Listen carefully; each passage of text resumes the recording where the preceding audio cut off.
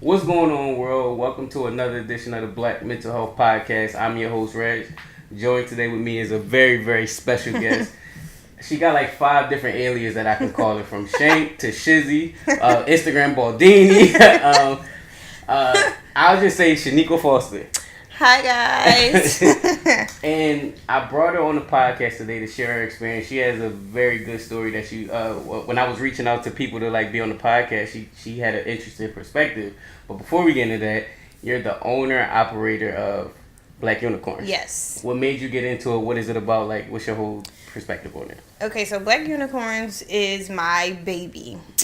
This was started because I normally have conversations with all my close friends about a lot of different topics, and I feel like we as Black women don't get the appreciation that we deserve. We don't get recognized as much as we should.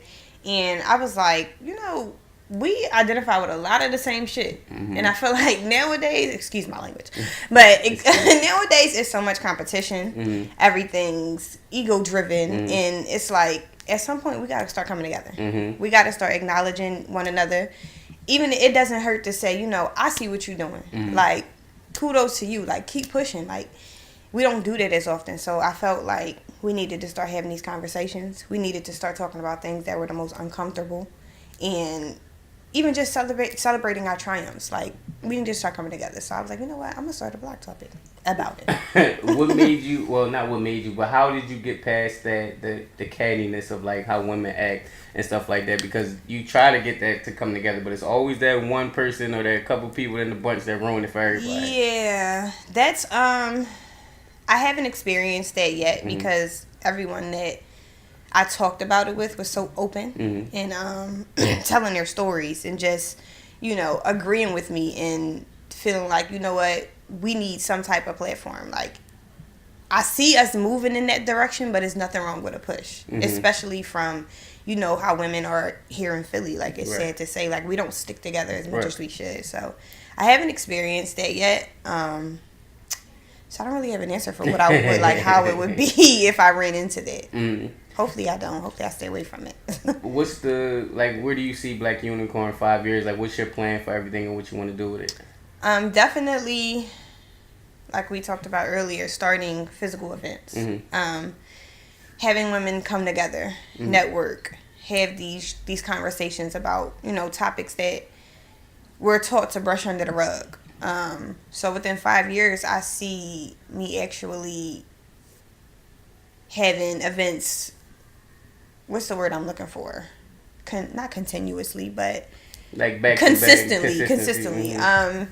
And also just getting into becoming a life coach. Okay. So yeah, those are my plans. What makes you want to do life coaching? Because it's such a hard thing. Like, I'm getting a coaching myself, but mm-hmm. sometimes your life is in shambles, and it's like, I gotta coach somebody else, and my life still is in shambles. Like, how can I give them the motivation when I don't even feel motivated at that moment? Like, it's always like a weird feeling to be in. Trust me, I get it, and I guess it comes from just that's my life day to day. Like, I'm so used to helping other people, even if my life, like, this summer was hard for me, like, relationship wise, financial, like, it seemed like everything was just coming down.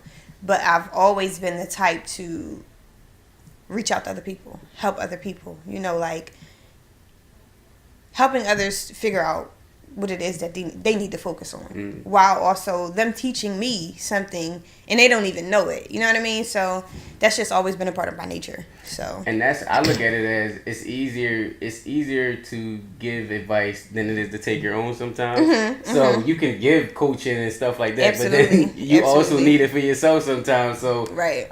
Like I said, I could dig it, and salute to you for even getting into that space, because it's not many people that want to help. Everybody's mm-hmm. around like taking, yeah. But it's because everybody's trying to survive on their own, so that it's hard absolutely. To like collaborate and do stuff like that.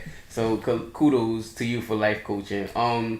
So is there a particular audience that you want to life coach? Is it just women, like, or are you doing everybody in general? I don't have a particular audience because I feel like it's stuff that we all have in common. Mm-hmm. Whether it's male, female, Black, Hispanic, whatever you want to call it. I feel like we all identify with a lot of the same things, and I think some people don't realize that because they're so stuck in what they have going on. Sometimes people are closed-minded a little bit, and it's like we all deal with the same shit. Right. So it doesn't hurt me to speak with somebody else who doesn't look like you or who isn't the same gender. Like, I'm just across the board. I'm open to it. You open to it all. So you said summer was tough, and it's like a lot of people go through things and they go behind closed doors. Why, if you feel comfortable sharing, why was the summer so tough for you? Okay, so I've been at my job for this up and coming October will be 3 years. I've been in this space where I'm not happy with it. So me not being happy with my job takes a toll on everything around me. My relationship, we were like on the rocks, like damn near about to kill each other. Like, but still, keeping it amongst ourselves. So trying to juggle finding a new job and balancing my relationship, and then things with my mom. It's just in my living situation. I recently had to come back home and figure things out financially, and then it's like this summer was the first summer I actually had to sit out a lot of things, like get my finances together, literally. And you don't really understand the depth of adulting until you're living check to check, and you're trying to figure out, and you're trying to make it work, and it's like I feel like the fucking walls are closing in on me, like. So it was a lot of pulling back from people, things. Like I just went through it was like an up and down thing, trying to figure it out while also being able to be there for everybody else around me. So it's like you got tons of pressure on you, on top of you. No, that walls is closing thing is real. Like you feel like it's like you're trying to do this, but it's something else slamming in that way. And you're trying to do this, and it's like you keep getting blocked. And with the adulting thing, I was just listening to a podcast last night, and he was talking about how what is an adult? Is it a fully grown human? Like, what is an adult? Because you have people that's fully grown, but mentally they're not at that space of adulting. Yeah. They it's just. Yeah, I get it. Like, I get it. You could be 50 but still 12 in the mind, or 16 in the mind. Like you were saying about finances and stuff. Just because you turn 30 or you turn 21 or 25, that don't mean you're going to know how to balance a checkbook, which nobody uses no more. That's an old term. But you're going to know how to manage paying this bill and and having savings and still vacationing and still doing certain things. So like you said, being an adult is hard. Yeah. On top of my personal experience of having kids, that when you got people to feed too, and as a man having a woman and 2 children to feed, is like, whoa, where are these? What the hell is going on? Like, and it's like it doesn't stop. Nope. You don't get let me reset. Like you literally have to go with the flow of life and figure it out. And that's what this summer was for me, like figuring it out. Like you don't get a moment to stop and breathe. Like you better breathe with the wave. Because if you don't keep going, the world doesn't stop because you have stuff going on in your life. It doesn't. And they don't care either. At all. No remorse. They don't care. And being frank and open and honest, I just had a situation with my landlord like maybe a month or 2 ago, and it's because we had just had the baby, and I was like, I'm gonna be there to help out. Like my first son needs to not be neglected, but I'm also be there for her to help out with the baby so she don't have that much time problems. Right. But so we fell behind in rent a little bit, not even like 2 months. Maybe we just didn't pay for that month, and it was like I'm calling the people. I'm like, y'all not even considerate. We just had a baby. She was like, what you want me to say? Congratulations? Yeah, it's a harsh world out here. And I'm like, I respect it. Yeah, the world will eat you up and spit you out, literally. It will. That even just brought up bad feelings. So, what made you speak a lot about mental health issues in your own way? What made you even get into start speaking about it and stuff like that? This year was the year of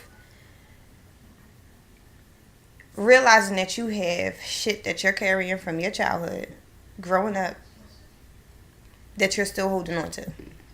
You bringing baggage from your upbringing, and it's displaying out into your relationship, and you need to get a hold of it.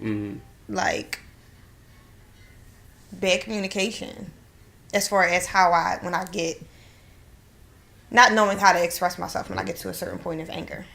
And that comes from watching my dad, like how he was. So it's a lot of things that I had to learn that I'm still learning, and it's hard, like very hard. Learning how to not be defensive all the time. So yeah, this year. The summer was tough for you, and you went through all of that stuff, and you said you had a blog. What was it? You said what was the title of it? What was that? Recognizing Depression. Yes. That basically talked about my first time as an adult, a 27-year-old woman, realizing that I was dealing with depression at 11 years old.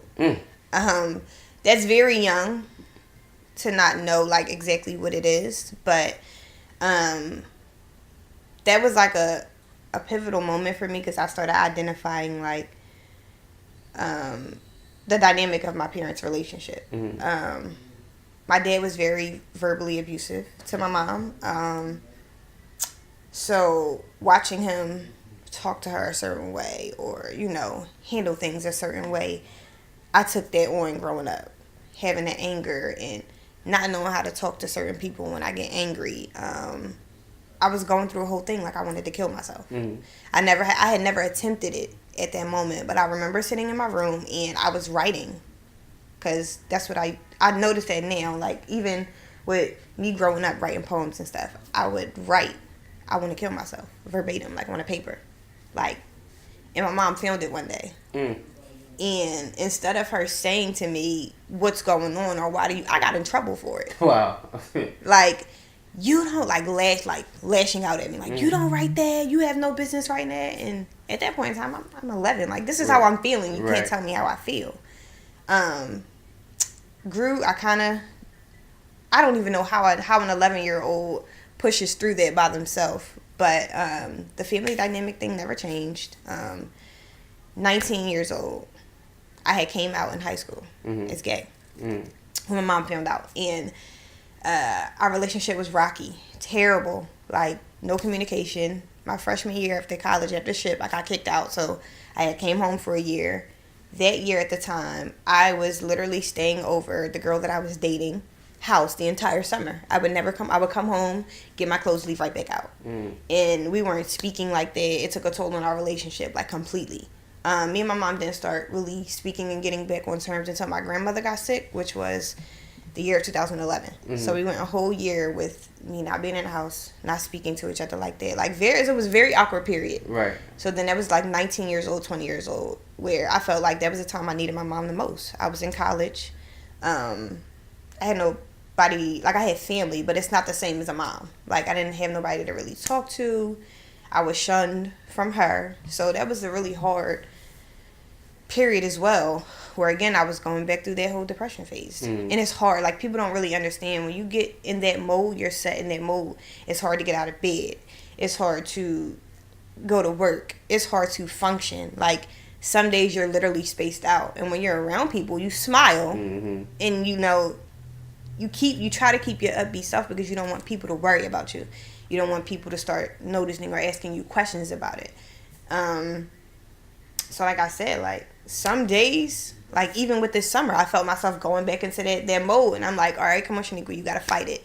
You gotta stay focused. And the blog is what pushed me through, like, talking about it, having conversations with my friends, like, listen, like, this is like my friend Destiny. She like, this is, I'm going through something, like it's hard, like, and she's always there, like, you know what, I get it. So we relate on a lot of the topics, but again, it's like, this black girl don't feel magical every day. Like, some days I get up and I'm not feeling it. Right.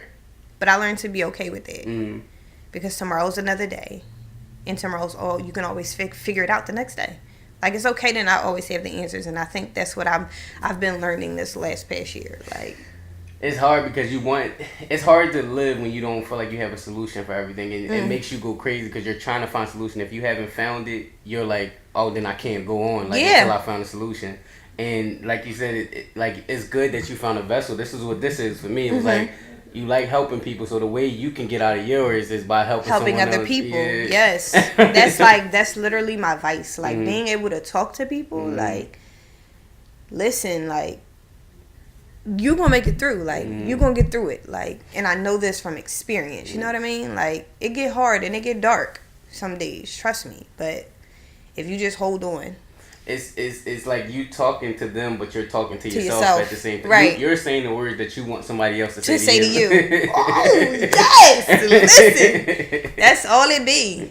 It's like, I have some of the answers for somebody else, but I just be needing somebody else to say that to me some days. You know what I mean? Like, yeah. It's sort of like, because I used to look for that for a man. Like a lot, even me being a dad, a lot of the dads or people that's dads around me, I can't really look up to them per se. Like they're not. I'm here with my son every day. I take him to school. I pick him up. Like I'm there every day. So maybe you got, and I don't judge anybody. You be there for your kids the way you be there. Right. But you got people that only get their kids on the weekends, or you got dads that only see them every other month or whatever when they can, when they're available. So me figuring out fatherhood, I have to do it on my own. Like I have to tell other men or say like, this is what I do to tell to myself. Right. Or you look on the TV and it's like, all right, I gotta pull that quality from that man and use it into my life. So like you said, you giving yourself life coaching. Right. It's crazy that you say that because of, again, like how my dynamic was with my parents. Like my mom, growing up, she was the oldest. She was given tough love. So when she got to me, she didn't really know how to love me in a way that was nurturing. Like my mom was a good mom, but as far as being a nurturing mom, she didn't have that. So a lot of my friends, a lot of my friends always be like, yo, you a thug, or you so hard. And it's like, sometimes like I don't know how to be that soft, loving person because I didn't get that growing up. And with my dad was always a hard ass, very disrespectful. Like I can't even financial. Right. He's always there. Right. But he doesn't know how to be a dad. But that trickles down from how his father was. Right. So I pride myself on, when I have my kids, I want to be this way. Like, and granted, we can't always plan things out, but it's like I pride myself on figuring out my childhood trauma so that when I get to my kids, I don't pass that on. Like, I don't want them to have to grow up the way that I did, feeling like, my parents don't love me. Right. Then you get older and you look for love in all the wrong places, or you look for validation from certain people, and it's like, I refuse. Right. I refuse. Nah, that's real. My mom, she was from the islands, and my mom, I know she loved me to the best. So much that they say I'm the golden child from me and my sister, but that's a whole nother topic. She came from the islands, and she been on her own without her parents. They was in the islands since 15 years old, where she had to find her way, and nobody gave her nothing. She had to earn everything. Right. So when she come to discipline me, it's like, what are you crying for? Or like, it's taught to be strong. Her whole thing was being strong. So I never had not dainty, but like a motherly mother. My mom, I don't even know the last time me and my mom hugged, kissed, anything. Yeah. It gets like that. It literally gets like that. And I think a lot of that gets overlooked in the Black community. Like, my mom now was never affectionate when I was growing up. So now that I'm older, like, she'll try to give me a hug. And I'm like real standoffish. It's awkward. It's very awkward. And it's like, I know it hurts her feelings, but it's like, this is unfamiliar for me. Like, I'm not used to this. So I don't want that to be my kids. When the last time she said love you to you? She'll say it over the phone, and that so much isn't weird for me because that's something that we've grown to do after the passing of my grandma. It's more so, my mom has this weird way of doing things without really doing them. Like, she'll tell me she's proud of me without really saying it. So it's like, I know 100%. It's really weird. Like like, I get it, but I wish that you would express it more. Express it differently. Yeah. Yeah, my mom's the same way. I don't know if it's like something with like black women and that type of thing. Like especially with the black men not really being as much. They're taught to be stronger. Right, so right. They can't even afford to be we show a sign. Yeah, show a sign of weakness. Yeah. Like they have to always be strong, which it's like I can't. I love my baby, but I gotta protect them too. So because there's nobody protecting us. Right. Like, right. Yeah. And the reason why I asked that love question because I don't think my mom ever say. I know she loves me, but she don't say it. Yeah. Like if I call her right now, she'll do something for me, but she hasn't said like I love you, son. And it comes from like we said, their upbringing. Mm-hmm. Like they're in love language. Mm-hmm. That's another thing I learned this year. Like love language is so important. Like the way I express my love to somebody might not be the way my mom expresses it. Like my mom's way of showing she loves me is doing anything for me. Mm-hmm. Versus me, like I'm an affectionate person. Mm-hmm. Like I want a hug. I want, but it's like it's still awkward. Mm-hmm. But I'm trying to learn. It's really weird. Right. Nah, it's a weird space. Like it's that Lil Wayne song, "Teach Me How to Love." Like, yeah, like, seriously, like teach me how to love. Literally. Yeah, that's crazy. Pause the story. So we talked about the motherly loving and how we didn't get it, but we got it. Yeah. Coming out as gay, what would you have wanted from your parents or the people that didn't like accept it at first? Like, what would you have wanted? Because I always hear like, yeah, my mom didn't do this, or my dad was like this when I told him I was gay. Me being a parent, if my son was to tell me, I don't even know how I would react. Mm-hmm. Like, and not saying I would ban, I just don't know what I would do. Right. So how would you have wanted them to react? My mom, I was raised in church, Mm-hmm. so she has a very strong religious background. So I get it, but you also have to realize that these lives that parents plan out for their kids doesn't always go that way. So I would have wanted my mom to be more open, not in a sense that it makes her uncomfortable because of her religious background. However, I would have wanted her to still understand that at the end of the day, I'm still your child, no matter what my choices are. That took a toll because we stopped speaking. My mom was never the type to talk to me about things. Like a lot of the things I learned was from peers at school or, older cousins. So I would have wanted her to talk to me more. Okay. More so open about it, like, well, why? Why do you feel this way? Or, we'll get through it kind of thing. Because a lot of people don't understand that parents really shun their kids that are a part of the LGBTQ Mm-hmm. community. And a lot of these kids commit suicide over this. You know what I mean? Like, I realized, I think when I was about, probably around that time, 11 or 12, that I had a weird attraction to the same sex. And it's like, okay, I know this is wrong. Mm-hmm. Like I was always raised to believe this is wrong, but this is how I feel. So I think if my mom would have talked to me more growing up, we could have had that open means of communication. And communication is a big deal, and it's so important in any kind of relationship, like friendship, like mother and daughter, father and son, like father and daughter, like. So yeah, I would say more open means of communication, and don't be afraid to be who you are. Mm-hmm. So how was your dad's reaction? My dad doesn't care. He does not care at all. He's like, if this makes you happy, then I'm happy. Mm-hmm. And my mom won't budge. Still to this day? Still to this day. Yes. I didn't know that. I thought it was... No, still to this day. Mm-hmm. She will not budge. Did she not believe it's real? Did she still think it's a phase? Or I have no idea. I literally have no idea. I think it's because she has it embedded in her head that gay people go to hell. So it's a whole religious kind of thing, which is another topic. But yeah, she still won't budge. But I'm trying to think from my perspective, like as a man, like if my daughter was gay, I probably wouldn't have a problem because I don't probably want her dealing with boys. Not even just because of her choice. I just don't want her dealing with men. Right. But if my son, I don't even know, like, how do I sit down? Like, it's like putting your beliefs aside because of the sake of your children. But then, do you lose a piece of yourself in that same way? I honestly don't know. You know what's crazy? I'll say this from my girlfriend's perspective. Like, her and her mom went through this whole thing. Mm-hmm. And I sat down, I had a conversation with her mom, and her mom basically said, which I loved. She said, I would rather not necessarily lose my, how did she say it? I don't want to quote her on it, but she basically said, I'd rather not lose my daughter than to compromise what I believe in. I can't remember what she said. But you get where I'm going. Like, right, I don't want to lose my daughter because of something that I believe in. Because I can still believe in it, but at the end of the day, this is going to be my child. Right. And it's kind of like, well, like, what do you do when your child...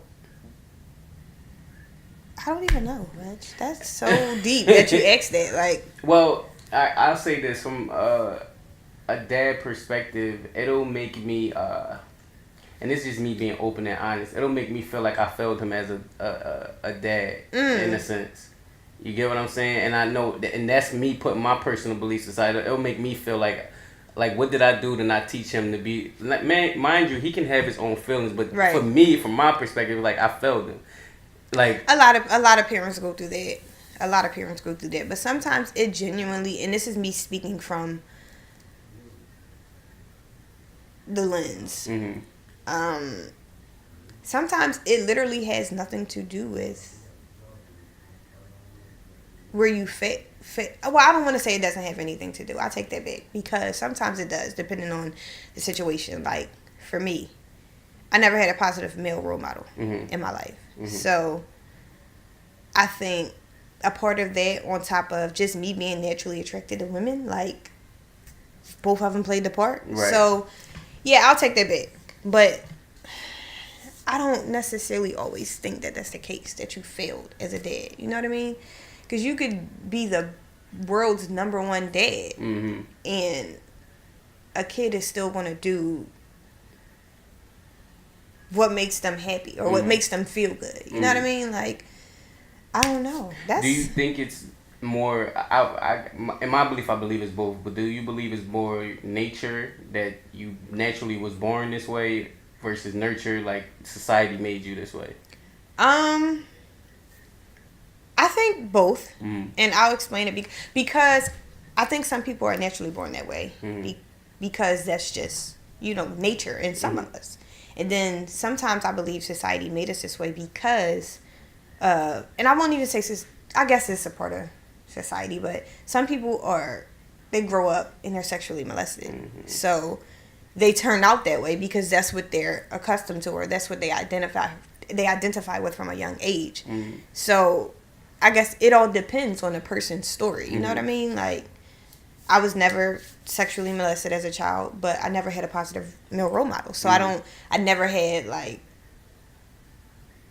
good feelings towards men, if that makes sense. And you making me open and honest these questions.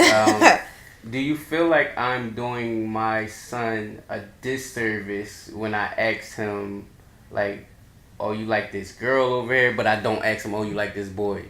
Like, you get what I'm saying? Like, I'm kind of implanting the seeds of what I want him to be, as far as, instead of letting him pick and choose. You get what I'm saying? Ooh.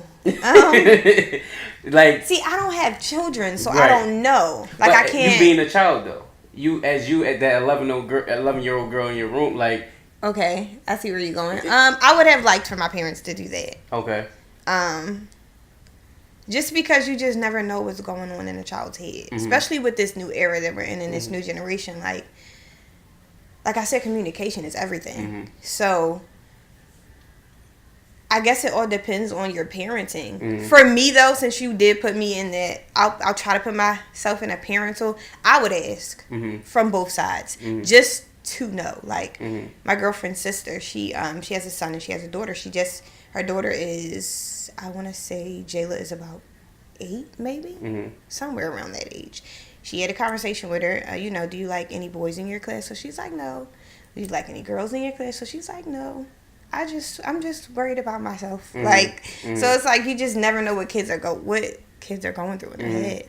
No, I just think it's bad because, and mind you, it's a part of my growth. I'll reward him for if he does something with a girl, but if he was to say anything remotely about a guy, you wouldn't know how to deal with it, and that's okay though, right? Because you still have your feelings at the end of the day, and I think most people don't understand that a lot of the times when kids come out a certain way or they identify that way, it takes time to adjust and understand. Like, even if that was to happen, you're not going to just wake up the next day and be like, oh, hey, son, I accept you. It's going to take some time for you to...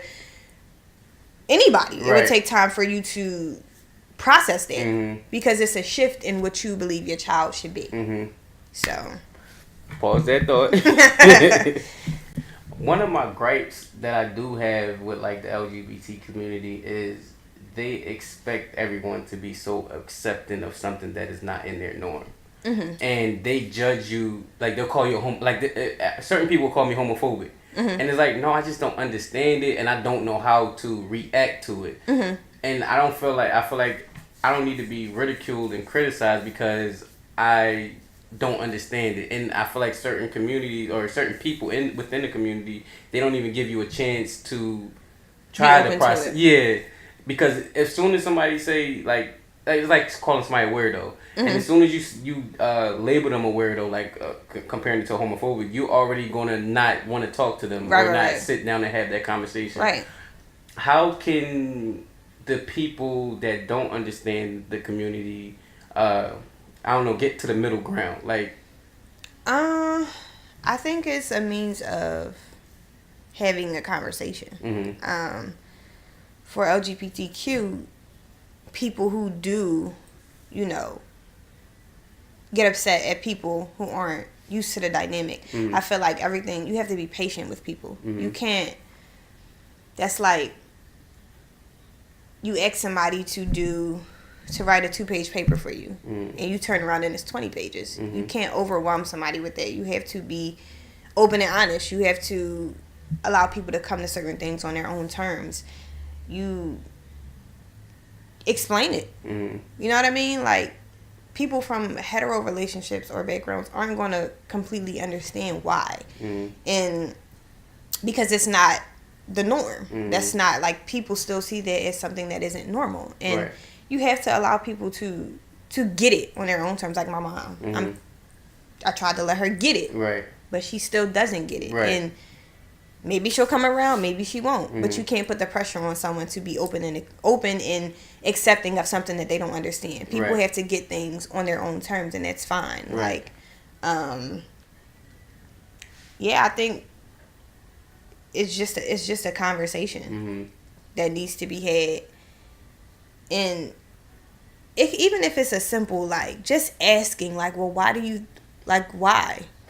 But that comes off as offensive too. What do you mean? It depends on the person, right? It depends on the person.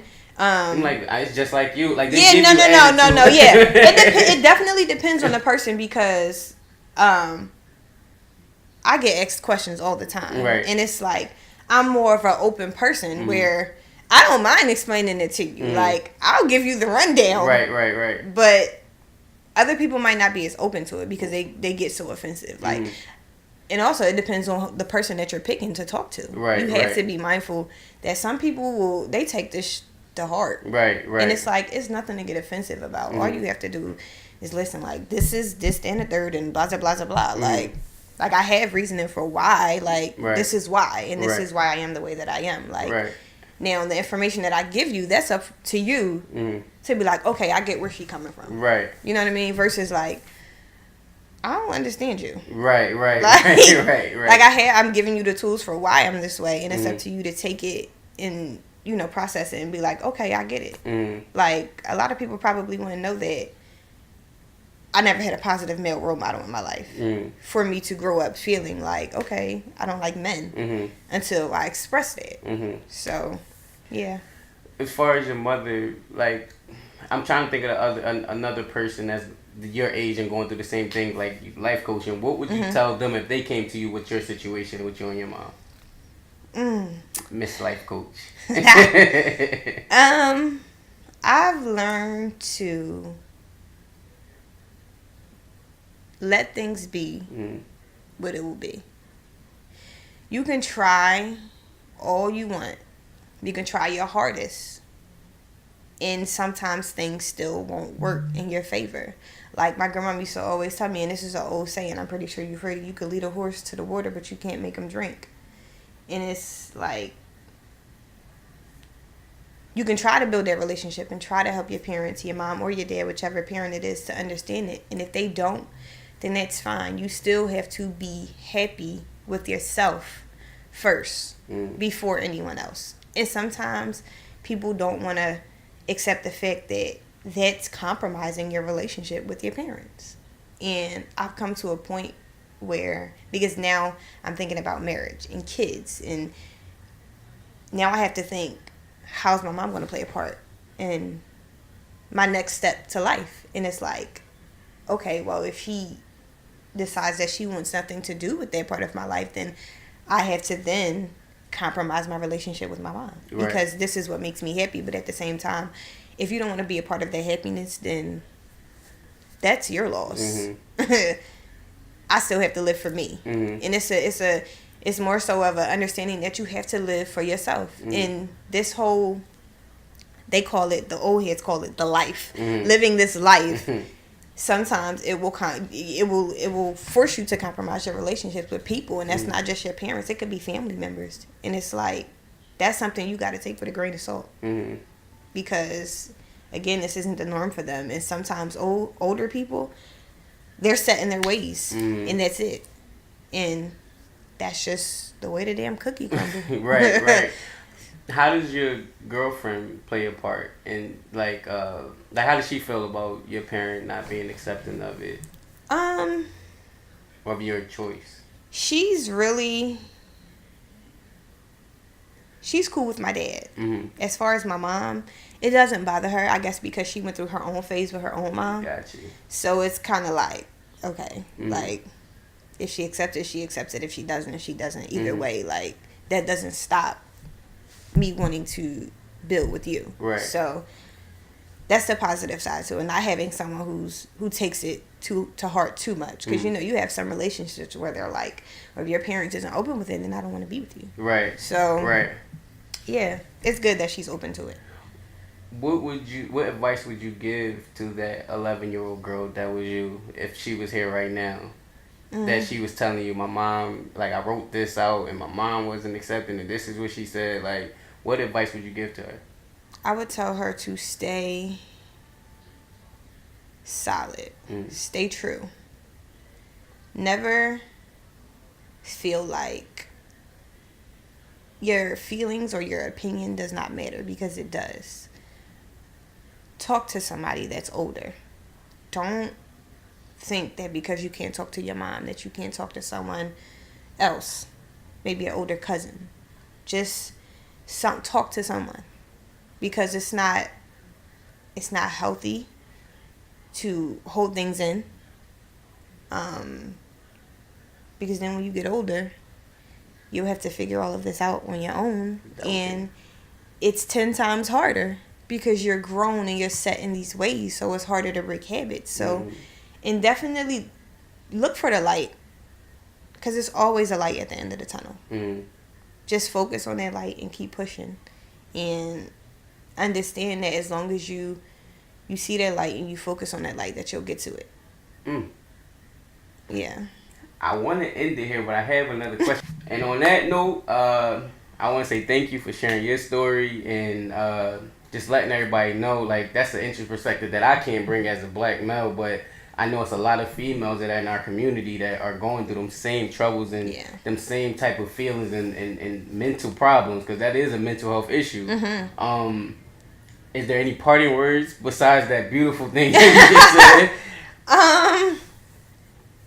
I'm big on finding your purpose, sticking to their purpose, and overall just self-happiness and self-completeness. Like, you cannot put your happiness in someone else.